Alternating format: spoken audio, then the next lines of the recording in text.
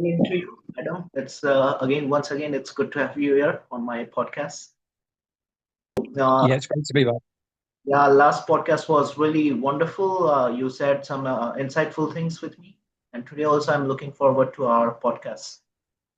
So, Yeah. how's treating you lately, Adam? What's new in your life? Um, what's new in my life? I mean, I feel like currently I'm going through a period of transition and growth. So it's more about, I feel like I've really just been going through emotion and things that are coming up and seeing where the gold in those are and seeing where the lesson is. And using that as a springboard really to be able to move forward and emerge from the other side.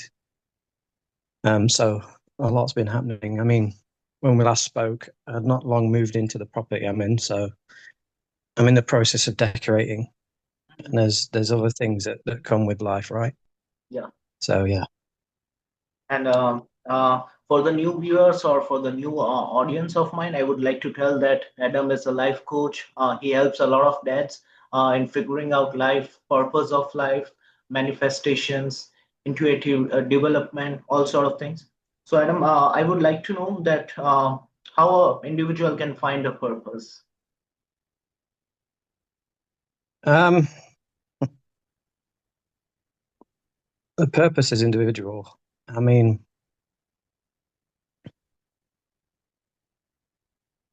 one of the biggest things is that we all feel that we have to have a purpose, Hmm. right? Yeah. And it's a very big noble thing to strive for. It is a very noble thing to strive for. Now, simply waking up and making people smile can be considered a purpose. Being a conscious parent is a purpose. Sense. The we have a, I don't know if we touched on the land of plenty in the last meeting we had, but as a part of the conscious development and intuitive development we do in the line of work I do, we have a thing called a land of plenty. And what this is a place where all the things that your heart would love to create exist. And in there is your purpose. And your purpose in life is quite often hidden behind the things that you find most distasteful about yourself, or the things that you feel you lack in, or you have the least of. So it's quite interesting on that subject. That's a subject that can lead to a very deep and lengthy conversation. But in terms of the work I do, through intuitive processes, we discern a person's purpose, like their soul purpose, their heart's purpose, and what really drives them and what makes them really passionate. And it's not to say they're going to go out to do it, because quite often the thing that is our purpose is a thing that we find the hardest to actually commit to, or to actually take action towards. Like writers won't want to write; they'll do everything they can not to write, but it's the thing that really serves them and the thing that they're really gifted to do. Does that make sense? Yeah. And do you think, Adam, that everyone is like everyone in their life at some point will eventually find their purpose, or uh, Everyone has the capacity to, but not everyone will. I you? mean, we spoke about karma previously, Mhm. and karmically, you might have things that need to play out before your purpose can be revealed to you. Or maybe your purpose in this life is just to deal with that karma that Mm. keeps repeating. So it's I would say on a level that everyone is here to find their purpose and to live their purpose, but not everyone will, because they will get in their own way quite vehemently. And that reminds me of some questions, Adam. Like nowadays, The world around us is full of negativity. I would say that it's not something that it was there like 2 3 decades ago. Life is not a bed of roses, if I tell you in that way. Like nowadays, a lot of inflation is going on, recession is there, people often feel burnout, this sort of thing. So how a person can navigate his purpose through these challenges? Um, well, one of the greatest things that we have is that we are sovereign beings, right? We are we are powerful in our own right, and not over others, but over ourselves and over our own focus and where it goes. Now, things like war, inflation, taxes, um, your neighbors arguing down the street, these are all things that can pull your focus. And I know myself, and I'm going to be very honest in that I know that things can pull my focus quite easily. um, but it's about having the will and the intention to carry yourself through and just negate anything outside of yourself because you choose where the power lies. You choose how your attention is taken. And whether that's by the news, whether that's by a shooting in the news or world conflict or inflation, anything, you choose to give it power. And so you all can also choose to put power into the things you would love to create and you would love to see in your life. And I know it sounds really simple, but it is. It is that simple. It's just that us as humans complicate it because we attach emotions to things, right? Hmm. And we give meaning to things. So, and and a lot of this is based on our old experiences. It's just that straightforward. It's the applying it that takes the effort. All right. And as you deal with a lot of dads, like what sort of common things do you observe that they are struggling through or they are facing, the kind of issues?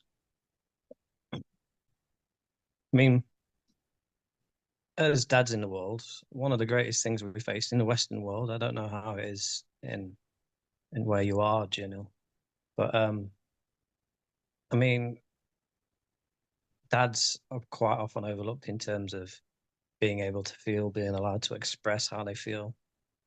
Um, we carry a lot of weight and a lot of responsibility, and quite often we don't know who we can turn to or talk to or share things with. Now, it's not to say that I lost my train of thought briefly then. Um, I'll start by saying in this line of work, we view the current circumstance as untrue. And what I mean by that is that because it's recognized by the part of ourselves that limits us, it's a rhetoric or a narrative that our limiting self creates so that we remain limited. I mean, it can quite often be displayed as an effort to bring ourselves into our power and into our uh, greatest evolution, if you like. But it always comes to the point where we will sabotage ourselves and end up playing out the same patterns, which lead us to feeling small and insignificant. So, yeah. Um, and like we keep things bottled up, like you said that for us, like we do not get the chance to express ourselves. So I want to know that if a man cries, is that a form of strength or weakness? I consider it a form of strength. A man who's willing to share his emotion is a well is a light of positive change, right? Because we need. to be able to share our emotions safely and to feel seen and heard. I mean, I'm not saying that it's going to happen overnight. And I also know that we are more about joking and having a laugh and that. Yeah. But I mean, it's good to know that there are people in the world also who are championing um, and advocating men sharing their feelings and men's health. Mm. So yeah, it's important that that stigma begins to disappear because it's not serving anyone at all. Mm. Makes sense. And what about the role of lifestyle? Like, do you think the sleep schedule, intake of caffeine, all these things, matter when it comes to finding a purpose? Um, Again, it's what you give power to. I mean, lifestyle can have an impact on achieving what you'd love to achieve. Okay, so, but there's also the fact that once you step into being the person who has the things that you would love to have, your habits change anyway, or they will change. They have the potential to change. So, I mean, caffeine, I mean, it's nice to drink a coffee sometimes, but it's not it's not something that could greatly affect whether you have your purpose or not. Sleep is essential for the human condition. We need rest, we need to be fully charged. But again, when you're in your purpose, you will have your energy. When you're in your heart, energy is abundant. It's when you're in your ego that you struggle to find energy, or you struggle to make time, or you struggle with this, that, and the other to create your purpose or live your purpose. Um, Again, it's a conversation that could be very lengthy and very deep in Hmm. places, but ultimately, there are not a great deal of things that, with the right application of will and intention, will get in the way of you being purposeful or living your purpose. So yeah, Yeah, I can see your cat. yeah, yeah. It's my Father's Day present from my daughter. So Wow. What's her name? she's Jasper. Intriguing. Wow. Yeah, And speaking of father, Adam, in today's world, the life is so fast paced that we barely get the time to think about ourselves. So, like all the yeah, dads, true. they try to. It's sometimes really hard to make the ends meet. So, in this fast paced life, how can a person who is always, trying to burn the candle at both ends, how would he get the time to, find the purpose?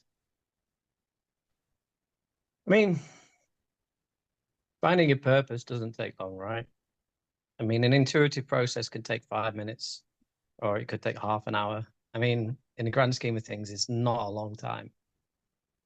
And living a purpose, even if you start small, so it could be 5 minutes a day, it could be 2 hours a day. I Mm. mean, compared to the time we put into other pursuits, like it could be the time instead of watching a movie in the evening, you could spend time doing something that fulfills your purpose or fulfills your heart's desire, rather than just wasting it in front of the TV. Sure. So yeah, Yeah. Well, it is. Yeah, it's quite easy to do. yeah. That completely makes sense. And so, in terms of like if a person wants to go closer to his purpose, what sort of strategies does he have to, do? Well, the key information is that it's not going to come easy. Well, there's a potential it could just slip into place. Uh, there are people where they find their purpose and they just all clicks into place, right? But on average, it's going to take work and it's going to take effort to ensure that you are living your purpose and that you're doing the thing that serves your heart and your higher purpose. Now, like I said, it's going to take changing habits. It's going to take changing things that you do, and maybe sometimes a loss of sleep. But if your purpose leads you to a space where you have time freedom, you have money freedom, then essentially you're buying time, right? It's investing, isn't it? So it's about finding the reason. I mean, the reason is it's your heart's purpose, and that's easy to follow, but it's reminding yourself and holding true and having the will to say, no, I'm not going to watch that movie tonight. I'm going to actually spend time focusing on what I'd love to create and what I'd love to see in my life because that serves me more. Mm, And obviously, in the long run, it'll serve your children as well. definitely. And last time we talked about mythologies as well. I want to tell my viewers again that Adam is you have a lot of knowledge when it comes to mythologies, I guess. Um, Last time we talked about Buddhism, Hinduism, all sort of Yeah, things. Uh, yeah. so I would love to know, is there anything new that you have learned in terms of mythologies, any new things? Um, well, I learned yesterday that the Norse mythology is older than they thought. They've recently discovered that Norse mythology is at least 400 years older than they believed. So that's incredible. Um, I think one of the main things I can touch on here is, and well, I feel we touched on it last time, but the majority of stories, especially in mythology and um, well, in all hero tales, like the hero's journey is the greatest story we have because it teaches us of our own potential for growth and development and evolution.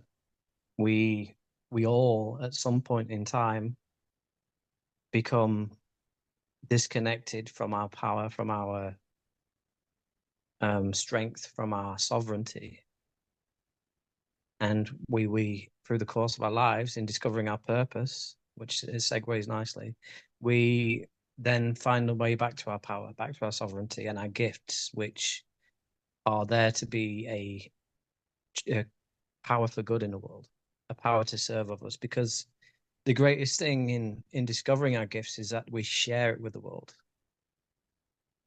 Because in the hero's tale, when the hero finds the treasure, they don't keep it for themselves. They share it with the community or with the people and enrich everyone with it. And that's what we're here to do. We're here to enrich and lift others. And that's what I'm aspiring to do Yeah. every day. And speaking of society and people, that reminds me that sometimes we uh, we waste too much of our energy on thinking about what people would think of us. Last time we also talked about that. So, what sort Yeah, of we did. Yeah. yeah would you like to give to the viewers, audience who give too much energy towards people and their opinions? I mean, in today's society, especially with social media and things, it's very easy to become trapped in, oh, well, I need to look this way. I need to act that way. I need to be like them. I need to be like this. And again, it comes back to where you give your power. It comes back to what you're willing to give your energy to and whether, I mean, as egoic humans, we're incapable of accepting ourselves because that means that we are healed, we are fixed, we're complete. And the ego can never see us that way. The only way it can see us that way is if it's dead, and that means that we're dead, to put it quite bluntly. Um, our heart sees us as connected and whole and a part of something much greater than we could ever conceive of um, logically. Um, so to operate from the heart is to operate from a place of acceptance and is to remove the blindfold of ignorance. Um, and it's to see how, I mean, even our flaws, or even our perceived flaws rather, are are gold, absolute gold, and it's magical. So Hmm. I would say that don't give your power to things that don't serve you, and just understand that there's nothing about you that is flawed or broken.